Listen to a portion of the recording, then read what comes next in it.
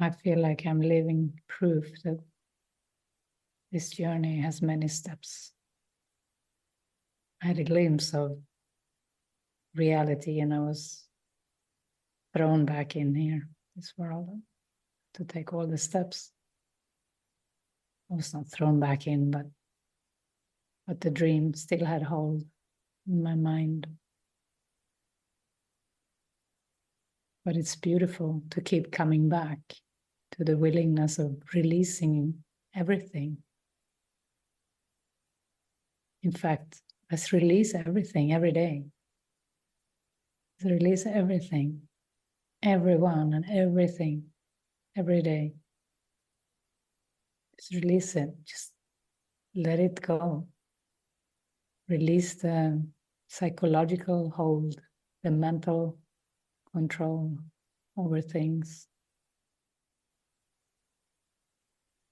Let spirit guide it. Let spirit have it all. And use what is still helpful for your healing and for your awakening. Give all the things you like, give all the things you don't like to spirit. And then let spirit show you, return to you what is still useful for your healing.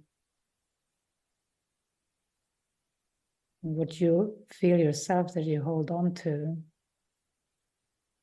Maybe you just kind of dare to loosen the grip a little bit. Maybe it's a relationship. Maybe it's a special routine. Some hobby, some things you like. Just loosen the grip a bit. Let me not hold on to this temptation. Let me not think I know best.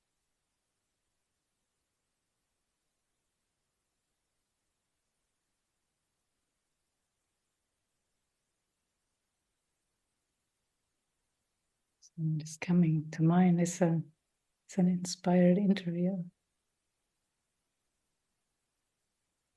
with Barret.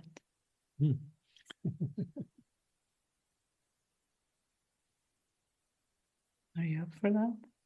Sure. Am I asking you questions? Oh, Or are you asking no, me I think questions? I'm asking you. Okay. What have you undone? And having these experiences of letting go of the world, letting go of grasping energies. It's like as these layers are dissolving, there's just like this very spacious and present experience.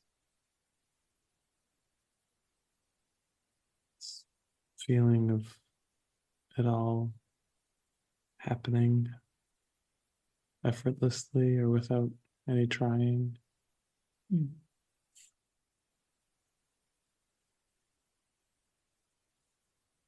Yeah. So that is the feeling, the effortless. Because that was the next question. How are you feeling?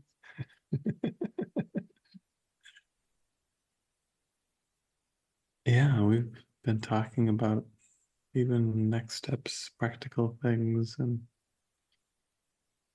just feels like we're not doing anything. I'm not doing anything. Even as we do things, it's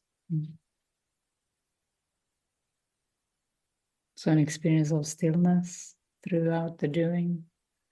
Yeah, but it doesn't feel still. It's very vibrant. It's very alive. It's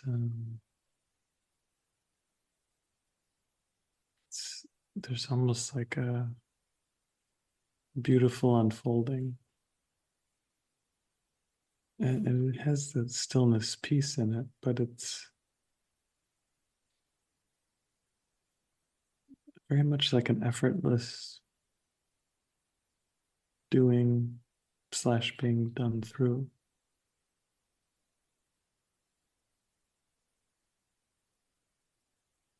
Yeah. I often feel like it is like kind of like waiting for the next prompt or waiting for the next wave of being done through often. I guess ebb and flow.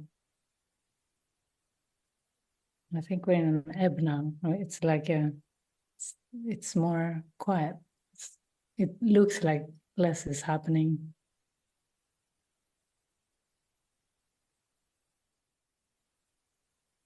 And to just stay open and be ready and be okay with that place, that place of waiting. Mm-hmm. Yeah, it's the feeling of like roots growing underground, it's not visible to the eye, but it's very deep and helpful.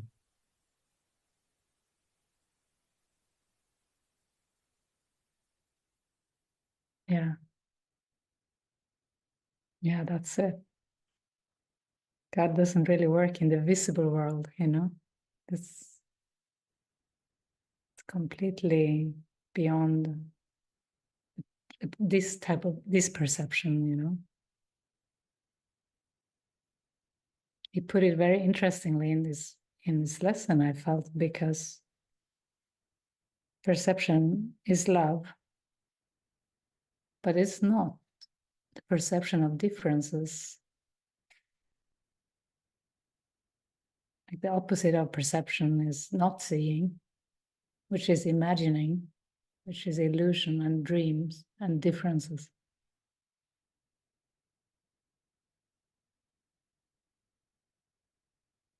And this perception is beyond timeline, the true perception doesn't change with circumstance or time.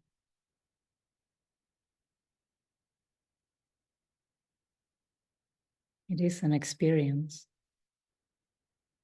That's the invisible roots thing, like the work of spirit is not visible.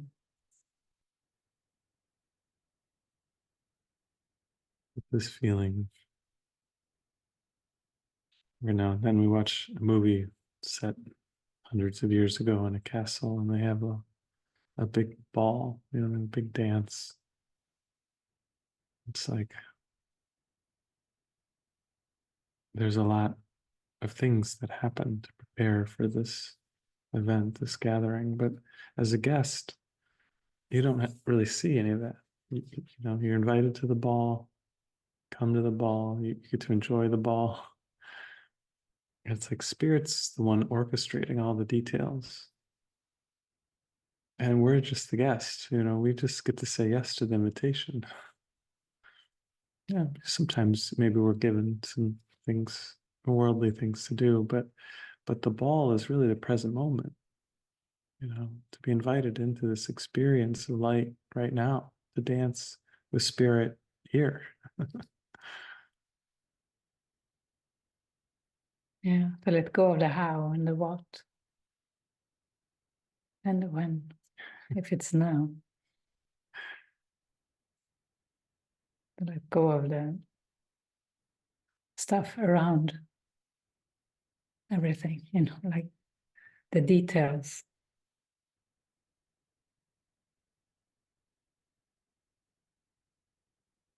It's a good analogy. I feel that's how it is.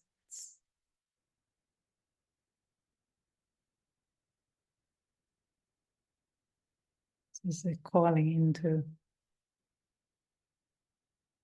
something beyond form.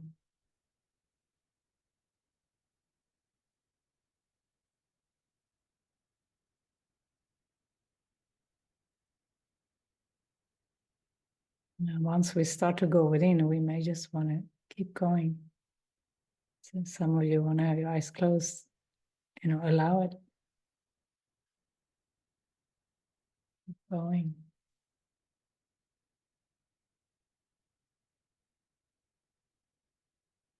The ego will always have some commentary or say no, but, or some excuse, like you can't allow yourself to go within, but you can. In fact, there is nothing better to do with your mind and your time.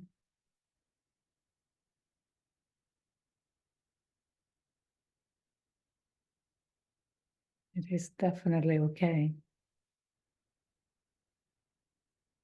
That's where the answers are. They are not outside.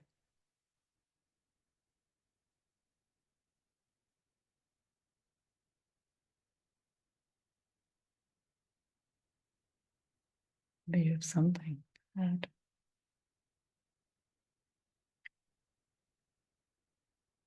Yeah, well, I think, the key to stepping into this sort of deep present freedom is just the willingness to say yes. It actually takes a lot of work to say no. I think it's even a little astonishing when you finally get to that place of yes, to see how much you'd been putting into the no. There's a reason why almost everyone is tired in this world, because the energy that no takes to say no to love, to say no to peace, to say no to joy. That's the truth of what you are. To deny your true reality is tiring. It's exhausting.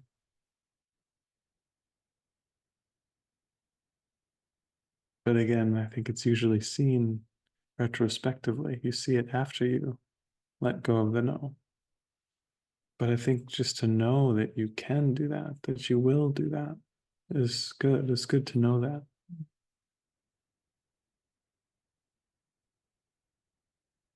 Yeah, because what is the no? The no is just fear. Maybe taking the form of control. But that's why it takes so much effort. Of course, it would take some effort to say no to truth, because truth it's natural, ever present. It's there. And to say no to it, of course, it must be taking some effort. It takes its toll.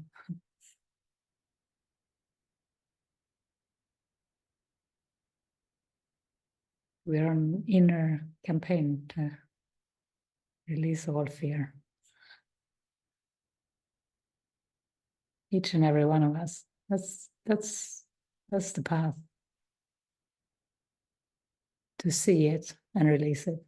We cannot release what we haven't seen. So becoming conscious, making the unconscious mind conscious is the way. And we can ask for that. We can pray for this. We can have the intention, the invitation for the unconscious part of our mind to become conscious. And once it's become conscious, that's not the last step. That's just, maybe we could call that the first step. We make it conscious, then it's about releasing it. Because consciousness is the domain of the ego. That's something we can also, realize what that means really. Consciousness is the domain of the ego. Isn't consciousness where we live? isn't consciousness that is operating all the time. You know, both the unconscious mind and the conscious mind operate, you know, unless the mind is driven by spirit, which is that is reality.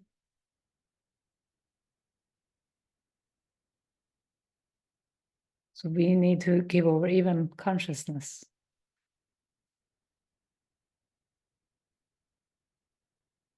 Which is lovely. You know, it's the intellect, all the thinking, all the figuring out, questioning, defending. Thank God we can give that up and be safe. In fact, that's where we find safety, in giving it up.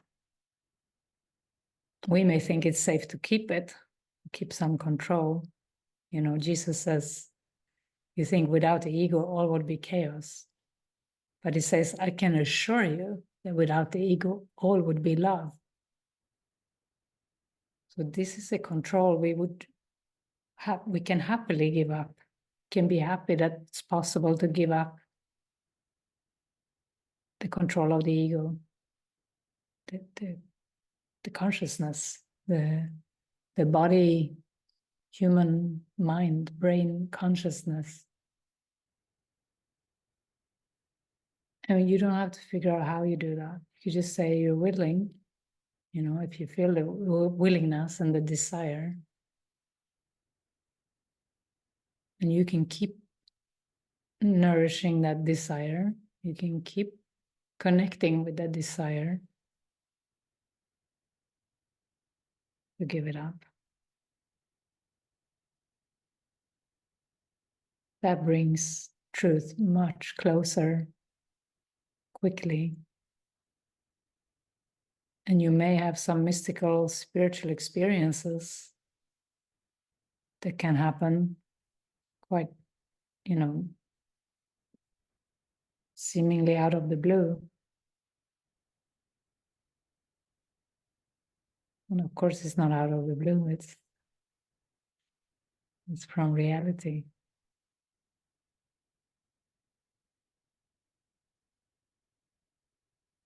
I like it in the movie I Heart Huckabees, when they eye gaze and the pieces of them start to fall away, start to mix and then disappear, and then in another scene, the whole world kind of disappears piece by piece. Like it kind of just, it's like a screen in a theater that kind of folds away one after another. You know, first the room, then the street and the city, the country, and the whole world, and then the universe. Also in the end scene of the Nines, when he accepts the atonement, he accepts this world is not real, and he lets it go. And what is left is light. Even here, sitting, looking at these 9 screens, you know, it's as if there are little pods of separate lives, you know. If we would see it through the ego's lens, you know, it looks like 9 little lives in the world. And it has, you know, hundreds or thousands or millions of different things going on, differences. But it's not what we need to figure out, you know, it's not, that's not reality. Reality is an experience. if we try to figure that out, we're going to be lost forever. That's what this whole world is about, analyzing till death, like what this world is made of and how it works. We don't have to put our mind and energy into that. We can save a lot of time by letting that go. Let go our worldly learning, professions.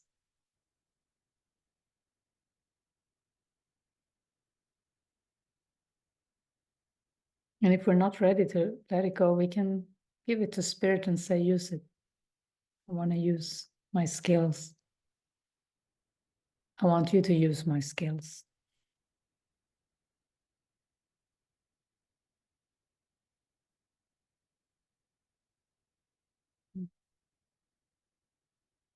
Well, maybe we have some sharing.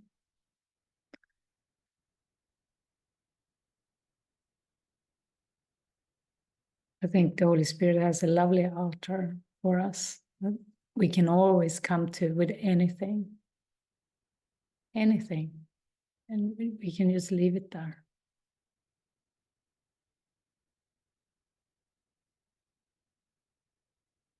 And if it helps to mention it here, you're so welcome to talk about it.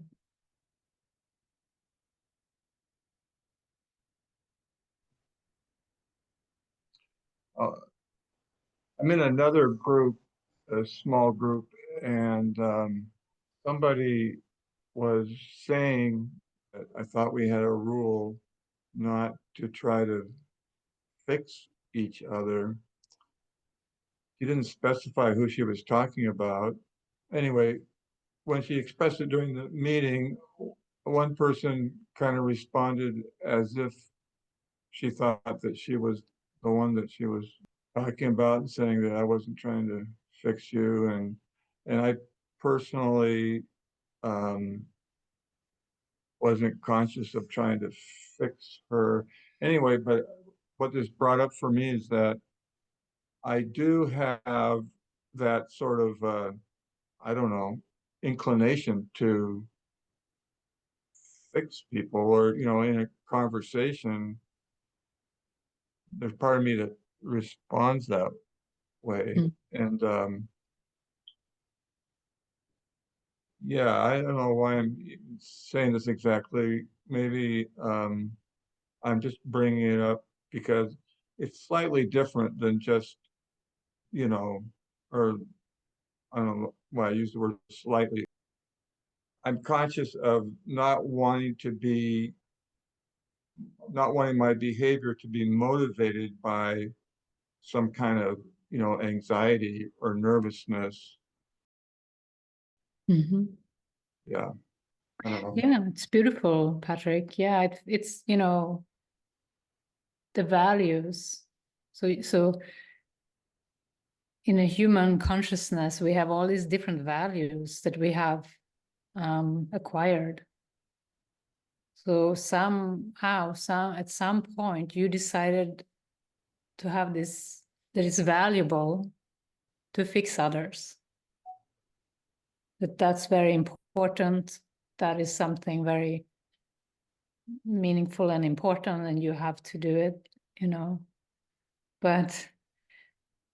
But maybe you're saying this because you want to put that value on the altar and let go of that part of yourself, of that self-concept.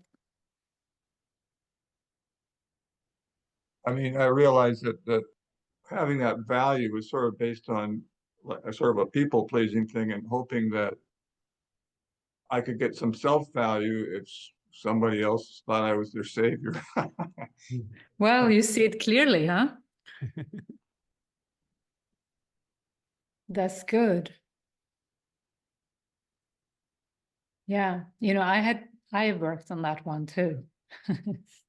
And I was told to shut up, for a lot of times, like to not let the ego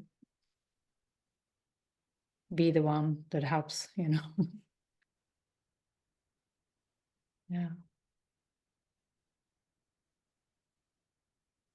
Yeah, because you can see maybe the reflection from others isn't that great. Like they even brought it up in that session, saying we're not here to fix each other. It wasn't welcome, huh?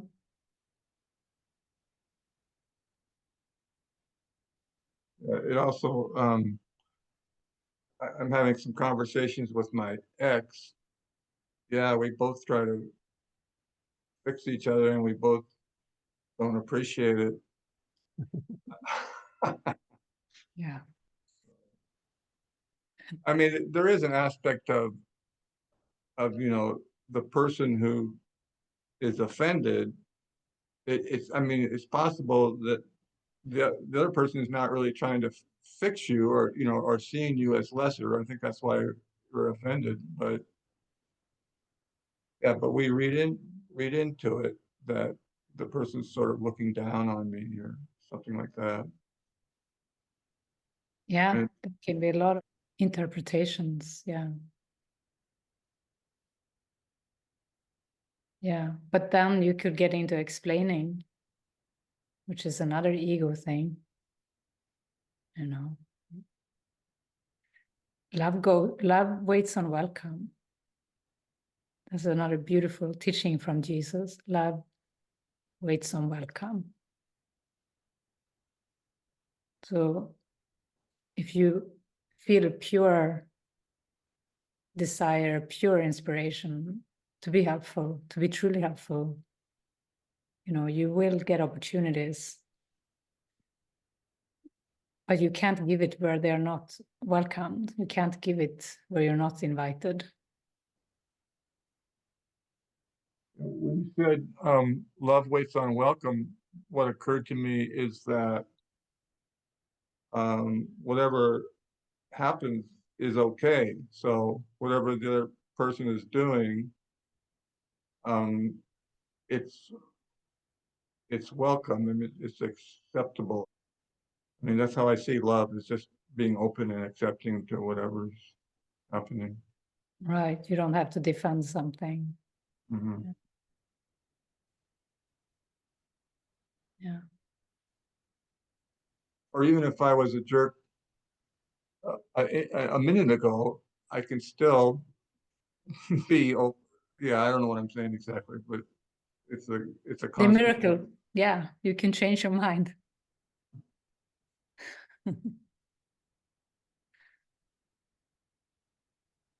That's all. Thank you. That's beautiful. Thank you, Patrick. Yeah, thank you.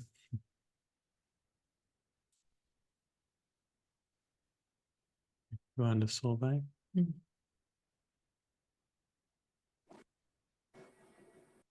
Hi.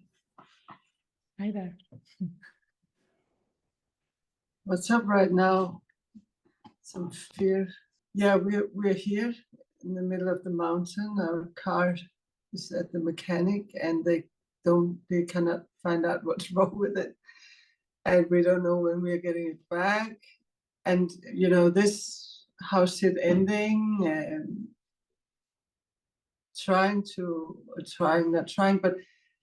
but putting things out there. Yeah, I still have this nervousness about what's going to happen. Might still have some kind of responsibility thoughts about, yeah, just even putting it on Facebook groups, like, am I writing the right thing? Am I putting it in the right group, doing it in the right time? It's like, yeah. I have this longing, you know, it's like Tuesday, I went in to Málaga airport with my daughter, and the car that she rented was left there. And there was this, before I had all this fear about in the middle of the night, having to wait to give it back, having to find my way back here, even out here in the mountain without having any transport. And I just kept, even with the fear come up, I just kept hearing, like, you know, trust it. And I experienced this kind of flow. It took a long time, but it was just flowing. And also taking the bus and even trying this blah blah car ride that would have been more comfortable for me. But even there was a ride and I didn't get it. It just disappeared, but I knew it was okay. This kind of not feeling like that I missed out, I did something wrong. It was just, I kept feeling it was okay. And I really, really wished to feel that with the car and the house sit and everything. I just experiencing that was so beautiful. And I just kind of fear that it's not going to be, it was just this event and it's not going to come again or something. Well, what do you think the Holy Spirit's invitation is for you with the car and the house situation? I don't know. I mostly just want to really relax and enjoy being here. And a lot of healing have happened having my daughter here and with Peter and everything and Indio. And I just right now feel like I would love to just have a quiet time. And then I feel that I can't do that because there's all these things that need to be taken care of. I've heard the line that in stillness is everything taken care of. Because you will feel it from a place of inspiration when you allow yourself to enjoy this time, this moment, this light, exactly what you want to relax, then you're going to be told from that place if there is something to do, so you can allow it. It's like it is your job to allow yourself to relax. Mm.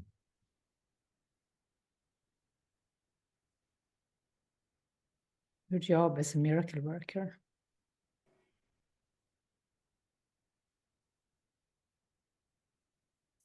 I sometimes get confused if I get an idea of doing something. I get confused if it's a prompt, and then if it's something that's easy for me to do, like posting something on Facebook, it just feels like, why couldn't I do that? So I probably feel like it's a prompt, and it might be, I don't know. Maybe it's to give yourself permission to relax even more. If it's a real prompt, it will still be there. It will come back. It's definitely a time issue again. I know I keep running into the time issues. This. Well, is it a time issue or is it a habit of worrying?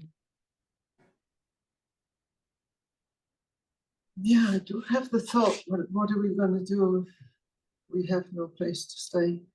That's a worry thought. And if we have no car, even. It's also a worry thought. It is. Yeah, it is. Yeah, I feel irresponsible if I don't deal with it.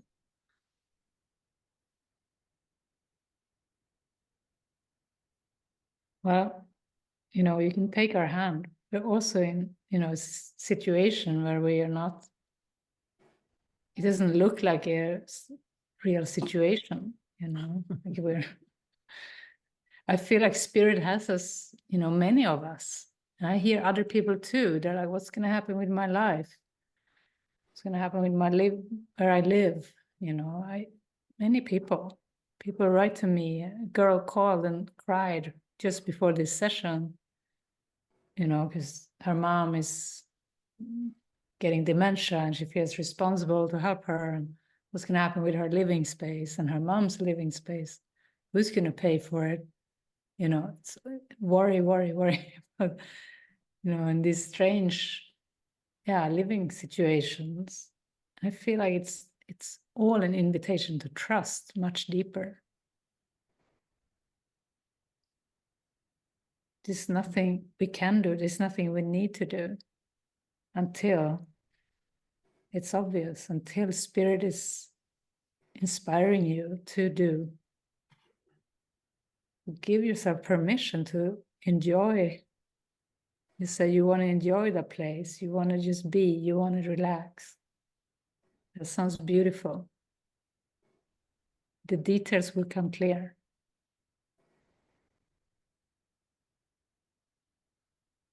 I feel like Yeah, it's the mind. It's the mind loosening from the world, like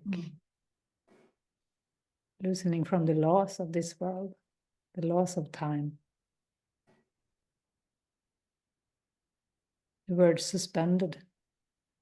It's the mind, like, suspended in air. Yeah, and there's something about this house we went to see, and we didn't get a yes for it. We didn't even see the house. Actually, not getting back to them, haven't actually said anything to them, and I don't know if I'm avoiding it or if it's okay not to reach out. If it's a That's- worry thought, you get a lot of worry thought and a lot of should and a lot of, you know, what is right and what is wrong, you know, these kind of thoughts. But the Spirit is constantly inviting you to an experience. Let the world around us just fall apart. We can do it if we're heart to heart, you know. You don't have to tend to everyone and everything.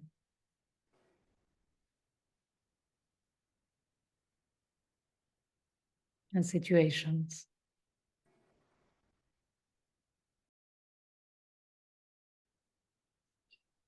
It's an addiction that the mind goes into, wanting to fix everything in advance. Yes. I'm glad you had that airport experience. It's beautiful. That is like an example of how it can be.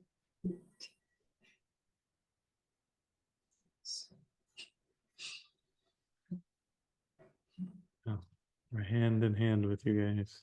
Yeah. Hand in hand. Yeah. Suspended. There. I've got that song in my head. Nothing's gonna stop us.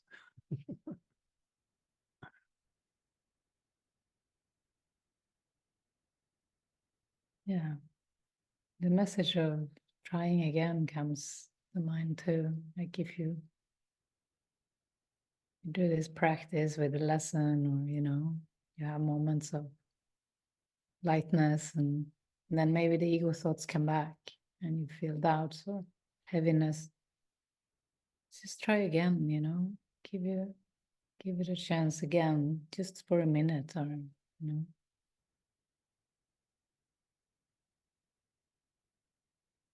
Yeah, I know that when there are those times where you don't see the next step, it's not clear yet. It is just a time of prayer. It's just a time of allowance to relax and be still, gentle, to be gentle.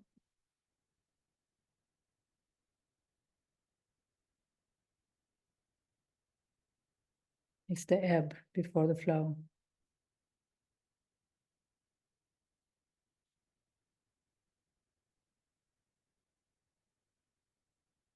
It's time to trust, time to be.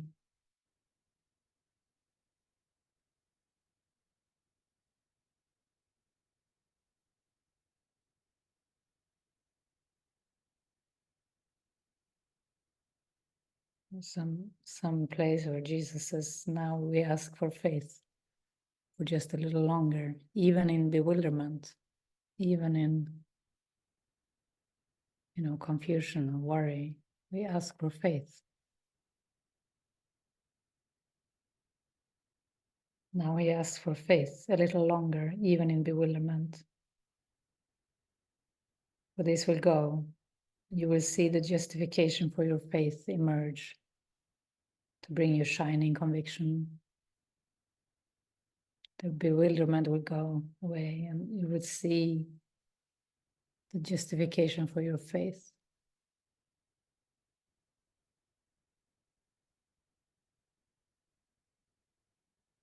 Faith is always justified. Worry actually isn't. Not for anything, but if there is worry, yeah, allow it. Let's work through it together. Let's talk about it.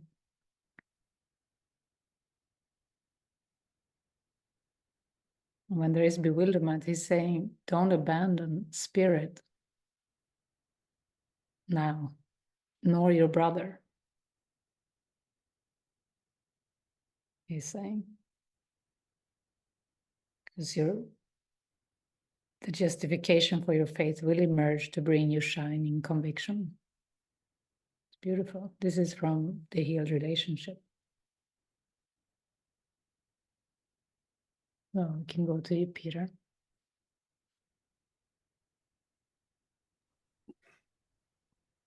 This morning I felt fear about the next steps. And I felt at the same time like this was an opportunity to trust. When you were speaking about faith then, that felt really difficult just then. But just to trust, I was like, trust that things will unfold. And it seemed to me I felt the fear I was feeling. It felt very familiar from early in my life, just being very alone. And I don't know what's true in all this, and my mind's feeling quite disturbed and feels like I go deep and then I get really confused. Yeah, it's just this thing about trust. It's like right at this moment, I feel like I want to cry. I feel desperate, probably. And I know that's just stuff, but it's still quite intense. And just doing my best to sort of ride the wave. Yeah, and maybe it is a childhood state, that little confused or like not knowing what's going to happen. But you're not a child. You're also not an adult.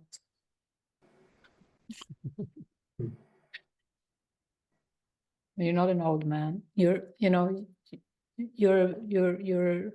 being. You're a being that is healing, that is learning that you're the Christ. And there is a lot of trust lessons on the way. So feels good. You're in touch with your emotions. And that is all you can do, You're acknowledging how you're feeling. That's all you can do. That's beautiful. And you have that desire to trust. You don't really know how to find the trust, perhaps this moment. But like you said, you have times when you go deep.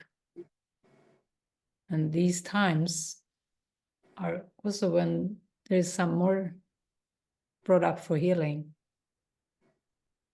You are really on the right track, Peter. You just keep moving through what you need to move through. I need to hear that. And you know, I see a hand holding your hand, like it's like a big, huge hand, like hand of God or something. Like you're really, you know, you're really held, even when you don't know it. Yeah. But yeah, the symbol of a Yeah. big hand from love, you know, holding your hand.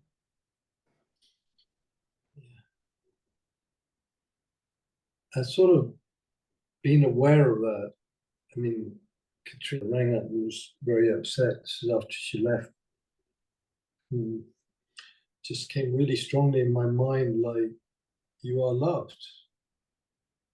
And I knew that was for me, but I knew it was for her. It felt like for her. Mhm. And then just to say, you know, love is loving you. And I do aware of that. Right at this moment, I don't really. I feel alone right now, I think, in this place. A sadness, and it's very familiar. All this feels like a bit of a cycle. Mm-hmm. Yeah, I think there are passages on the path where you feel alone. You go through a certain type of healing. Yeah. But you're not really alone, but it can feel that way. We love you. It's the words I hear. Yeah. It's not just us, all the angels too. Thank you. Yeah. That felt beautiful, actually. Mm.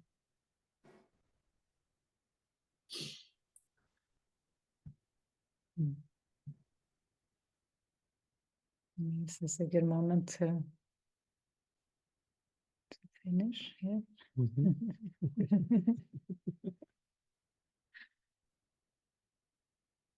Yeah.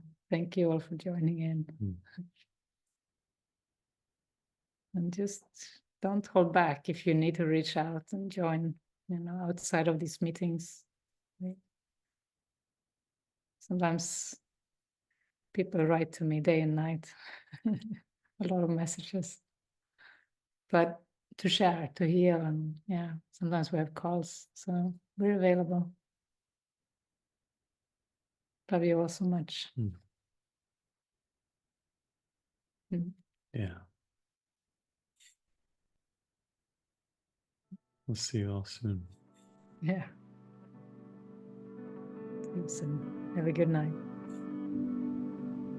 Good afternoon.